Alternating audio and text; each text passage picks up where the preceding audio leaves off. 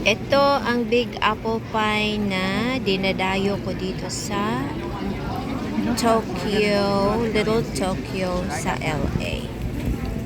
Napakasarap nito para sa akin. So, doon ko binili banda.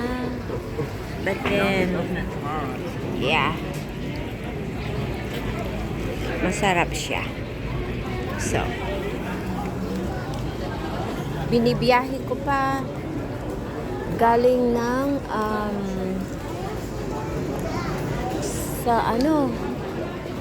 sa Citrus Covina kami hanggang dito sa Little Tokyo sa LA. Magte-train kami and then ito lang lagi ang gusto kong kainin dito sa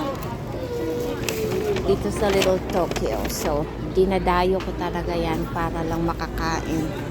Siyempre, kasama na gala ng mga bata. And then, marami naman kasi ditong bilihan. And a lot. Ang dami rin tao. So, yan. Dito ngayon yan sa Little Tokyo sa LA.